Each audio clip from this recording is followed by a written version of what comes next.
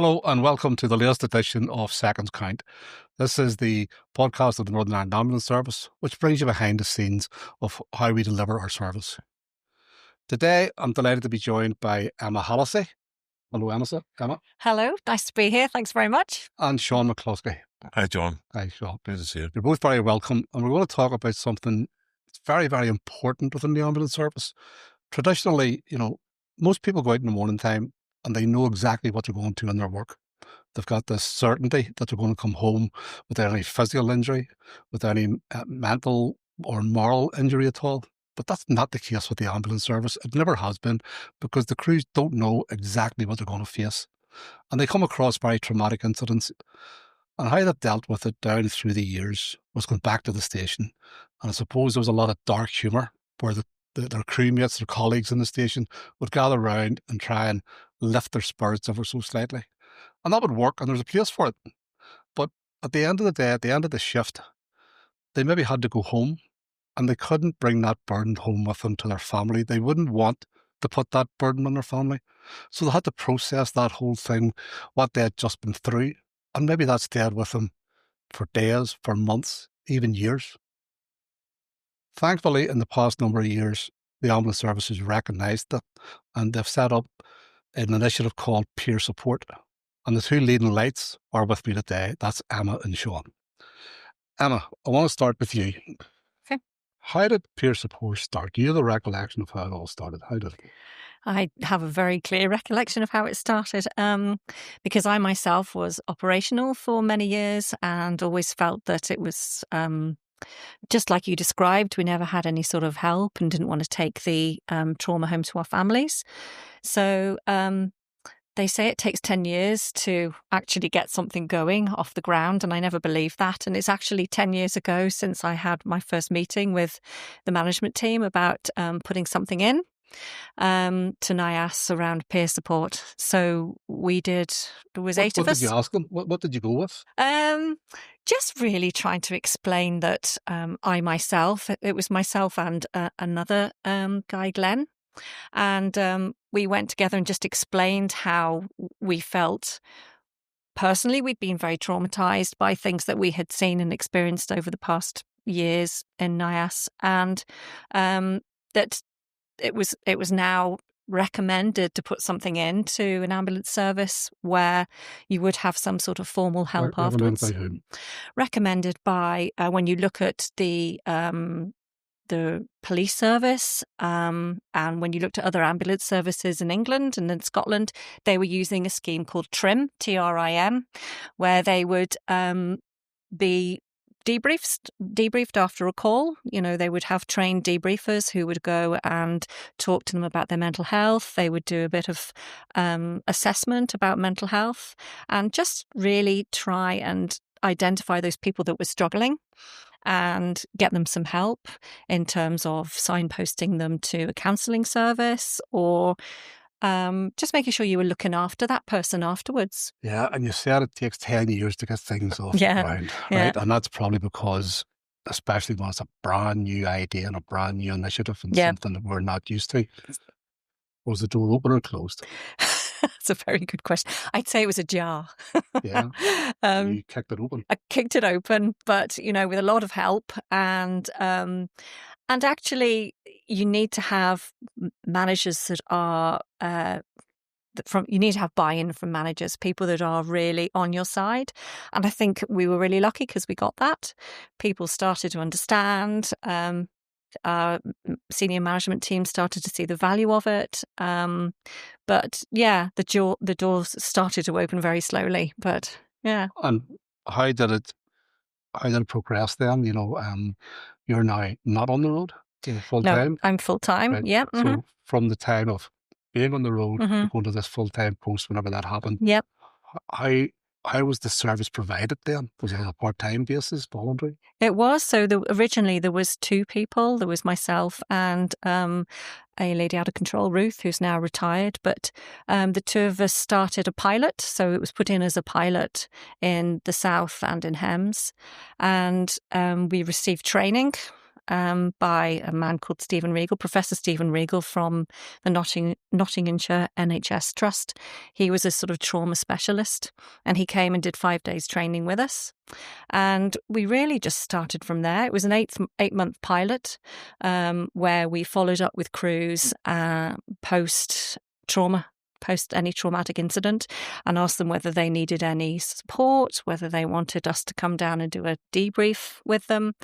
And then I think that was it, really. Once that was proven to be so useful, I think it became embedded in our... Like a snowball at the top It of the hill was. and just rolled Yeah, and rolled. yeah. And I take it there's not 2 involved anymore. Are there more?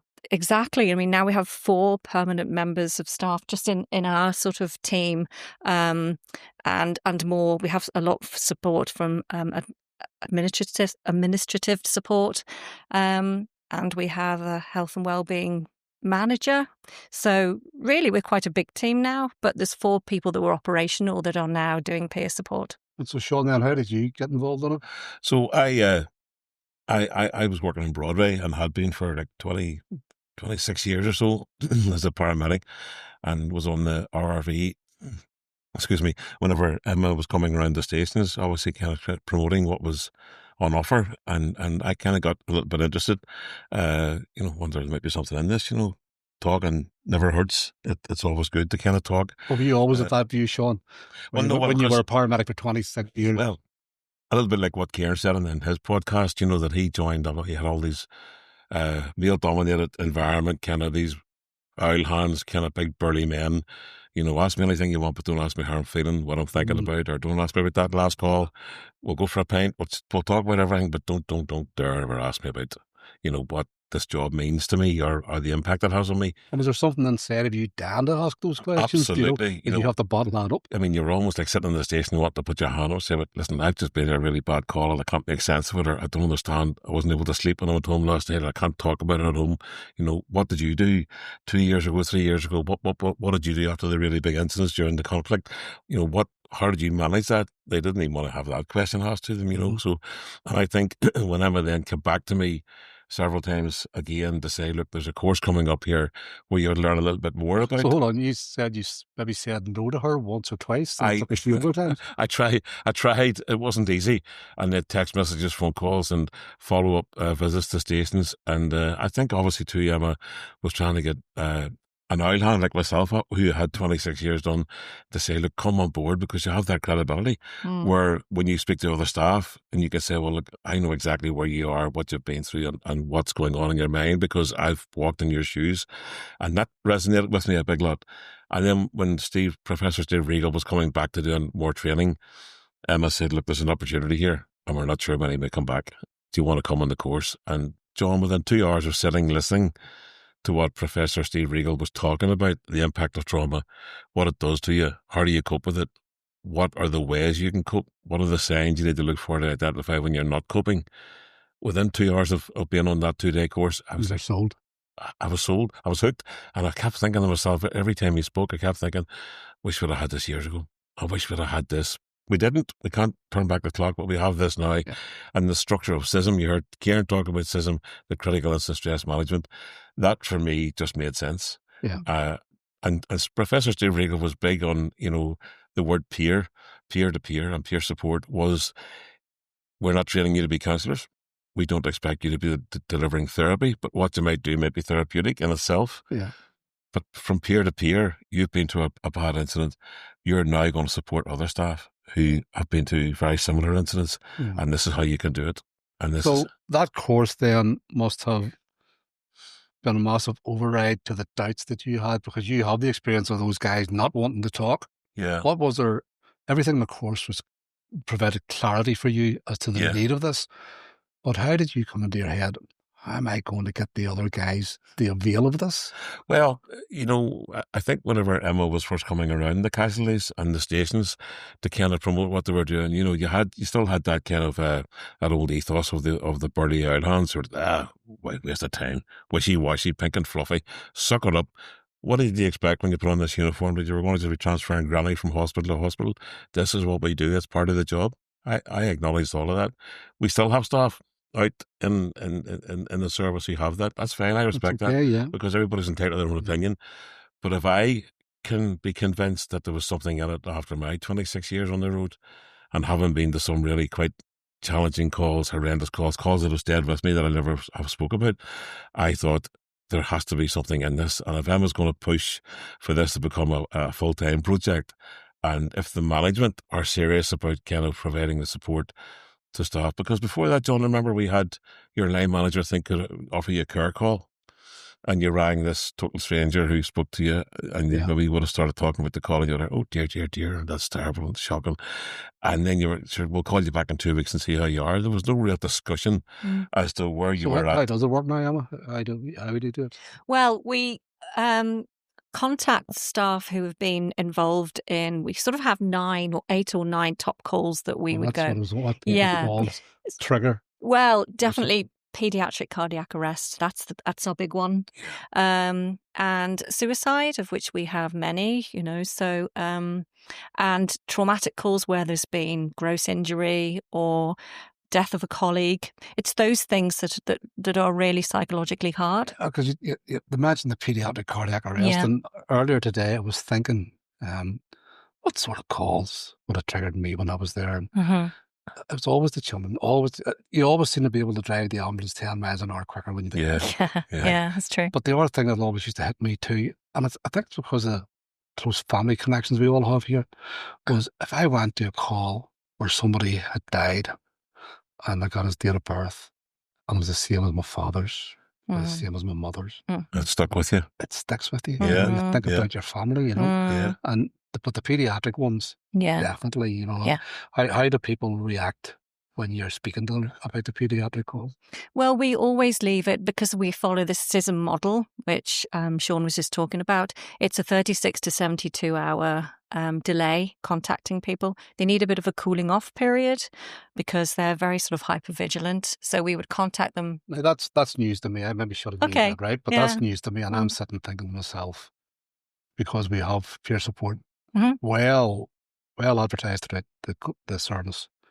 Is there a risk in there that if somebody's not contacted more or less immediately, they think they don't even care about me, and then 36 hours, 72 hours later, you do come in? Yeah. Is there are the staff given any notification that they have been passed, their details have been passed of the call to the peer support, and the peer support be in touch? A lot of the times, yes. They would be notified by the station officer or the person at the incident that peer support will be in touch with you. And I think pretty much now, it's taken a while to get the information out there. People aren't expecting a call straight away, and they realise that the model that we use doesn't recommend immediate contact. There needs to be a little bit of sort of time for the cortisol and the adrenaline to drop off, and then they can think a bit straighter and see what they need. And when we contact them, we would offer them support. We would offer them a debrief in terms of a group debrief, everybody who's been involved in that incident, or if they don't want to go to a group debrief, maybe a one-to-one. But there's also act as signposts for external services, Sean. Because obviously I don't think you would ever claim to be solutions for every call there is, because no matter how they talk to the peer, sometimes we get deeper psychologically. Sure, and I think that's the core message from CISM, particularly when we finish the debrief, John, is really recovery and referral. We've said to staff, look, you've come to this debrief, we've asked you to revisit the call, to talk through the call, the effects of the call. How were you then? How are you now? And going forward, if things don't settle it, you can come back to us and we can do an onward referral to, used to be called Inspire, so I call Lena. And we have that because I say at the debriefs, we are adamant, and we'll say this quite openly, we're not counsellors. We don't claim to be. Yeah. And we're not therapists. And we don't class this as therapy. It's peer to peer. It's, myself and Emma, Elaine and Valerie, anybody else who's involved in these debriefs, to say to the staff, we hear you, we know exactly where you're coming from because you've been to a really horrific incident, and the impact that it's had on you is perfectly normal. And we try and help them make sense out of it so that they then, and you can see it very often in the debrief where they relax to say, God, these people kind of get what we're saying here because they've been there. If you're not sleeping, if you're withdrawn from your family, if you're not taking the dog for a walk, if you're agitated, if you're kind of not doing what you would normally do on your days off, all of those can be signs that perhaps this one call or a series of calls has had an impact on you. And it's important that you recognize that and not be afraid to say, I'm feeling a bit vulnerable here. And that was always the thing with the oil hands that I worked with all those years ago, John. They would never have said that their resilience was in their boots, that they felt vulnerable or in any way kind of a little bit unstable. It was a case of just move on to the next call and put that call behind you. Yeah, and have you had, we're not naming any people here at all, because I know this is a very confidential thing, but have you had anybody come along to you that you're surprised? Yeah, John, I'd have to say now, and again, without naming names, people who we would never have expected to have ever engaged with us, people who would have quite openly and frankly and kind of said respectfully, what you are doing, I don't get that. What support? What does that mean? What can you do for me, really? Because you're just paramedics. Yep, and we'll listen to that. We'll take that on board. But yes, we have had those people because of maybe the one call that they thought maybe they'd never go to, or a combination of calls, that accumulative stress that Emma was talking about, that they pick up the phone to us or drop us an email. And the emphasis on the confidentiality means that we would never, ever, ever say to anybody, you'll never guess who we've now engaged with. It's an oil hand of 20 years who didn't believe in what we did or what we do, and they're now coming around to saying, God, this might be a little bit helpful. Even if it's they're inquisitive, there's no, well, what exactly can you do? Or, and I suppose that, like everything else, and it's about that snowball starting down the hill, it gathers more, that they'll go back into their stations and they will talk about it, and they'll see they're not blind. They will see other people suffering, and, if they're real oil hands and they've been with the same oil hand for a long, long time, if they see that their mate suffering, they say, yeah, they may not know this, but I would recommend. Sure. And I think those conversations happen, John, in the front of the vehicle, or maybe now more so at the back doors of an ED department when they're there for hours, and you maybe would see somebody who you normally work with, and they're quite kind of, they're always jovial, kind of life and soul of the party, having a bit of crack and happy, kind of, and loving the job, to be a bit quiet, and a bit withdrawn, and we're all probably very good at just kind of sensing okay. And very often, John, here's the thing too, it can be stuff that's going on at home. It can be stuff that happens outside of the ambulance service when they're not in uniform. And when we speak to these staff, they'll say to us, yeah, I was at a really bad call, but up until that, like 4 days off, things weren't good at home. Having a bit of difficulty with whatever's going on in my own personal life. Put those two together, get that mix of the stressors at home, coming into work already stressed, and then getting bad call, or stuck outside an ED for X number of hours. And the impact then, sometimes they'll contact us and they'll say, look, this is maybe not strictly work related, but listen, we'll answer exactly. If it's about you and your well-being, you can call us and contact us. And 7 days a week now, John, from 8 a.m. to 11 at night, we cover that rota.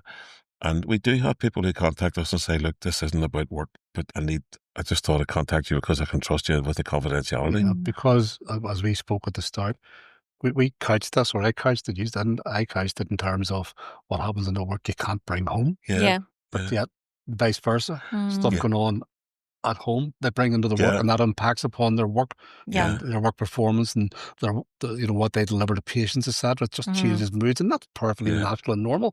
But where's the outlet? Where's the escape valve? And you guys provide that. Is there? I'll ask a question. Don't have to answer it if you don't want to. But is there a gender divide in this at all? That's a really interesting question. I'd say not, actually. I'd say it's very even. There's the same number of males and females that contact us. So I would say not. And is there anybody still, when you contact them, just go, no, it's okay, I don't want it? No, actually, or was it like that at the start? I was going to say it was like that at the start. Reply, It was no reply. It was kind of like, no, I'm fine, leave me alone. But now it's a lot more. Thanks very much. I know where you are. If you need me, if I need you, then I'll contact you. So people are a lot more aware of who we are, what we're doing, and what we're trying to do, and to be supportive. And I think even if they don't take it up, they might down the line, it's the accumulation of calls like we've been talking about. It might be you'll contact them after 1 and they'll say, no, I'm fine. And 2 and 3 and 4 and 5. And then it'll be the 6th call with what's going on. And Yeah. I probably would have noticed, John, whenever I first, after the training was completed and started working with Emma, that a lot of men just, sometimes you just got an emoji, all good, John, thanks for the contact, thanks for the text. Because as we were chatting the other day, John, men and men's health, mental health, these big burly old ambulance guys, we don't talk, leave that to the women. And that kind of, maybe still resonates. But actually, at some of the debriefs we have had, there have been the men in the room who spoke most, and very often they'll come along and they'll say, "I'm actually okay, but I'm only here to support my crewmate because she was really shook up by the call." And then the girl in question, the female member of staff, will talk about the call, and then the male guy, the male person, will talk. And they just talk, and then they feel comfortable in that room because it is in total confidence. And so I find now that more and more men, particularly when we have that chat on the phone, are not prepared, are not afraid to hold their hands up and say, well, I'm feeling a bit vulnerable, I'm kind of struggling here, but I don't know who to turn to. What can I do? Or can you guys offer any support, or can you offer a signpost to get that help? And over a couple of the podcasts, I'll ask the question. I'm not going to relate my own experience because Caitlin will get off me for raising it the 3rd time about the first time that my first call out on the road. But going back to you guys, when you had this new responsibility of peer support, can you remember what it was like the first one you had to do, the first contact, the first chat you had with somebody? Did you feel adequate about it? Did you feel prepared? What was it like? Go ahead. I remember actually the first one because it was actually quite a big one. It was a big accident that had happened up in Ballycastle, and we'd organised a very big debrief for it. And we were pretty new in terms of doing peer support. And it was that weight of responsibility you felt for everybody being there. And also you needed to kind of prove that this was something we brought in and this is going to work. Because there was people sitting there going, okay, I'm just here to see what this is all about. So there was the sort of added responsibility of proving that it was going to work, hoping that it was going to work, and looking after people because they needed the support following that. So it was tough, and it was confidence as well. You've got to build up confidence doing a role like that, that you believe in what you're doing. Yeah. And have you done many people debriefs, where it's more than 2 or 3 people? Oh yeah, quite a lot, John. I'm just thinking now, Emma's talking about that, whenever I first came in, completed the training, I shadowed yourself and perhaps Ruth, and kind of sat in the background a little bit, while the group debrief was going on. And I was following the CISM model that Professor Regal had kind of said, this is your Bible, this is your go-to, don't deviate from this. If you find that you get stuck, stay with it. Allow people the space and time because it can be quite emotive. You may well find that people want to jump ahead in the whole process, but can take it back, take your time. And then when I had the confidence, I saw what CISM could do in a debrief. And then I think the first one I did, perhaps on my own, was after the Creaselock incident. And if you remember, John, I think we had something like 18 or 19 staff who went across the border into Donegal for that. And it was a Friday afternoon, if you remember. And on the Saturday morning, we were on duty, and senior managers were like, who's contacting the staff? Who's going to call them? Reach out. And we stood our ground and said, these people have been there for all night, some of them had done 18, 20 hours, particularly the heart teams. We need to allow these people to come home, go to their families, get some food, fluid, some sleep. Make some kind of sense of it. And let them kind of, decompress for a little bit. And then on the Sunday afternoon, we started reaching out to them just to genuinely let them know that we were available. And they all come back, excuse me, and said they would do a large debrief, which we had up in Galvin. So and that was my first one. But again, it came down to CISM, John, the critical incident stress management, the step-by-step guide to doing a debrief from where you begin talking about the very start of the call. Where were you when they got the call? What did you see? What did you do? It's not a clinical debrief. It's about what the impact it had on you and where are you now? And that was like 10 days post-incident. And everyone in the room, everyone who had been at that incident, which was obviously horrific, John, particularly for the heart people who were then whenever it became a recovery call rather than a rescue. So they spoke very openly, and it was very difficult. It was a difficult listen. We kept the focus on CISM, and we still do that now because CISM is what works for us. And whether that's a one-to-one over the telephone, a one-to-one face-to-face, or a huge group debrief, we trust the process. So I want to come back to the difficulty of it in a wee second, but what I am interested, because Creastlock was cross-border. Yeah. Did the Northern National Ambulance Service do they have a similar thing within their organization? They do, actually. They would have a very good CISM support down there. Before ours? It was. Yeah, it was, because they have a very strong trainer down there. He actually trained us at one point in one Ollie, of the Ollie Barber. So they were very well looked after. Yeah. So I want to come back to the debrief. You said it was a difficult debrief. Yeah. So what happens to you then? So what happens to you after you've done it? Who debriefs the debriefers? Yeah, so we have regular supervision, and our lead, as you know, Anne-Marie McCluskey, is very keen on that we and very insistent, that we take care of ourselves, because obviously we weren't at that call. We felt like we were at, because we listened to obviously the graphic detail of what the men and women from NIAS who responded to that and stayed with that almost the whole evening and right through the night. So yes, it can be hard, because you come away from that and you do feel exhausted, and it can have an impact on you. We're very fortunate that we are able to sit and talk amongst ourselves. And well, first of all, we'll maybe say what went well, what didn't go well, could we have done things better? And then over a cup of tea, we'll say, and how are you after listening to that? And there have been calls, one recently that, that the big significant incident that Kieran spoke about, where it was difficult to come and not be affected by it.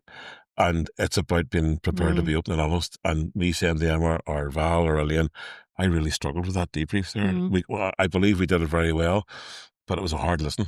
And it's almost like it's another call that you've attended, John, even though you haven't been there in person. Yeah. And sleepless nights can follow, absolutely. Yeah. And it's about not being afraid to lift the phone if you're off, or coming into the office and saying, that was a tough one, and you move on. I suppose you're supporting... if you've got 18 staff there, you're then responsible for those 18 staff when you walk out of that debrief. You're just going, okay, I've now got the weight of making sure they're signposted properly. Are they going to be okay? So it's not just about you. It's then about thinking about them. Yeah, I think it's about the staff first and foremost when you go in. But there is that, as Sean very eloquently painted the picture, there is that how it can impact upon you. Yeah. And I suppose that the part of it is because it can impact upon you more. If you didn't know anything about the ambulance service, if you didn't know what they were talking about, you might not understand it quite so well. But you two guys have been on the road, you've been there, done that, so you do know exactly how they felt that night, and you take it upon yourself. There's the fact that you have that support mechanism behind you, the support network behind you, with each other, and with Anne-Marie. I think it's a credit to the peer support team. Sure. Do you ever have to go back to management and say, look, we're concerned, we need something else in place here for this particular incident? I think sometimes, John, it can be difficult 10 days post-incident to get staff then stood down or reallocated to facilitate the debrief, and that can be a bit tricky, particularly like the way we are now, like in REAP 4 and stuff, obviously the pressures on the staff to be on the front line, but if staff don't get that debrief and don't get that recovery time, then they can then be absent for work for a while. And it's a fine balance between trying to support them, offer the debrief, and send the senior managers, particularly in operations, look, if you can, it would be really helpful if you could reallocate this chap or this girl to allow them to come to the debrief. So, but I think management now, I think certainly our previous chief, Michael, was, and he told us openly, we met him regularly, would say that it was great, it was valuable what we were doing. And we took a sense of pride in doing that. And I think our current chief, Maxine, gets it as well. I think, as does our chair, we had a conversation with the chair one day as well. I think everyone we talked to, they understand the value of it, because we didn't have it all those years ago, and we didn't really have very healthy people then, I suppose, John. Is there any time when you talk about maybe staff have to go absent for a period of time, are you allowed to contact them during that absence? We do. We follow up with them because I suppose we have become part of their support structure. Yeah. So we would follow up with them and check in with them. Maybe they've decided they don't want to be referred to leaner services, but they might change their mind a week or two later when they start to sort of really experience. I don't know. There might be psychological symptoms that occur 2 weeks later that haven't sort of hit them immediately. So we would try and support them. We always do a follow up, a 14-day post debrief follow up with them as well.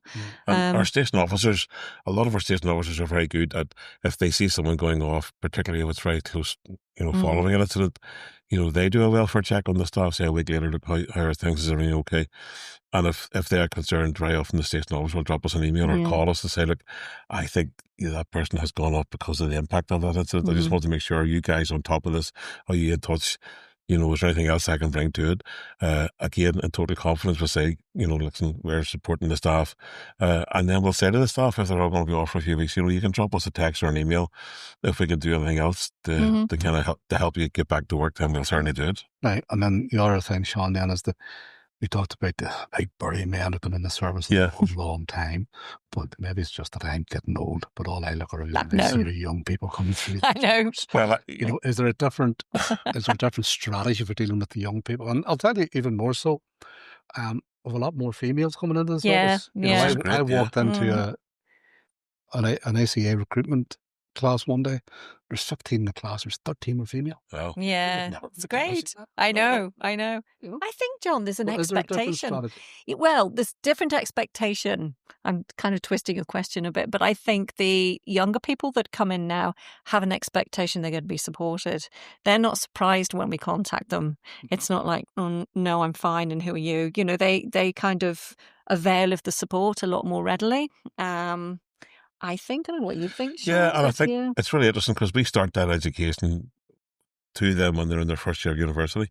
So we go up as a team up to McGee and we introduce ourselves, who we are, what we do, why we do it and how we do it. Same for second year, third year. So it's really funny when you go into a classroom or a lecture theatre, as it's called in university, and they're all sitting 18, 19 years of age. First thing I do is feel so old.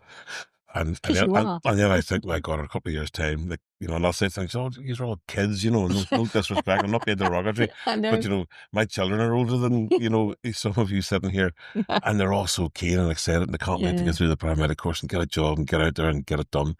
And I think that is great. It has to be applauded that because it's a difficult course to get onto now. It's so oversubscribed. Exactly. And then to get into the service. So, no, I think... and then we talk to them then whenever they come to start. Well, then now I have to refresh them again. Look, guys, don't forget that we're here in the background if you need any support. But to go from working with all these oil hands to now working with people in their early 20s and stuff. Yeah, but again, I think there's a benefit in that youthful input into the organisation because the older people can sit back and go, they can learn a bit without saying anything. They wouldn't want to think they can learn from young people. But the way you can. They can very much so. Basically to be in touch with their feelings is one of the most important things, and there's no need anymore for anybody to bottle it up. No. You guys, I think you guys have crashed through that door that was just ajar. I don't think there's a door on it anymore. I think it's wide open now. Yeah. Look, the work you're doing is well recognised, and I've still a lot of contacts out in the road. And I asked about peer support. I asked about it quite often. From when it started, I would have been sceptical about it, to be perfectly honest. Fair enough. But but not because I would have been sceptical about it, because how I thought it would have been received on the road. But I'll tell you, John, a funny story if I can. The time we went up to Galvin station to do a debrief, and it was after a really, really bad call. A lot of staff involved, 10 or 11 staff involved. If you remember, a couple of young lads had been out on their bikes and they decided to go for a swim. It was terrible outcomes, really. So we went up to the station. We were a bit early and we thought we'd go and try and scrounge a cup of tea. And we went in and the whole station was full of, they were all, I think, ICV, PCS staff, any boys and girls there too, but we were total strangers walking in, obviously in civvies, and someone, who's that? who are those two people coming in? I suppose they probably thought we were managers or HR, the fear factor. Well, that's peer support. And someone says, oh, we're all going to get free hugs. Yay, they're here to give us all hugs. So I kind of had a bit of a chuckle, but I think it kind of had a bit of a nerve in you. And then the people who said that scuttled away down to hide in the kitchen. Yeah. And we waited for a second. I thought this was brilliant. Emma said, come on. And she walked down into the kitchen and she went, who's first for a hug? Brilliant. And they all just kind of all went, right. And then we introduced ourselves, went off and did the debrief. So that was quite funny. It was funny. Yeah. It's great. Look, it's not for me to say on behalf of the trust, but the thank you for what you do, because it is very well appreciated. Thank you. The staff really appreciate it. Yeah. Long may it continue, and I hope it grows from strength to strength. Yeah. And I know that there was a lot of station officers out on the road who really value what you do, because you make their job easier for them as well. Sure. And they can be your eyes and ears out there, and I'm sure you make use of that. Yeah. But thanks so much for taking the time to come in and talk to us. Thank you. You will be back with us, I'm sure, sometime. Sure. Great. Yeah. We talk about some other, Sean, want you back into mental health, and sure. that should be an interesting conversation. Yeah. Okay. But for now, thanks very much. So that's the end of this episode. This is the last one before our Christmas break. So on behalf of everybody here, I'd like to wish you all a very happy, peaceful and safe Christmas. We'll take a break for 2 weeks and then we'll be back in the first week of January. So until then, goodbye and take care.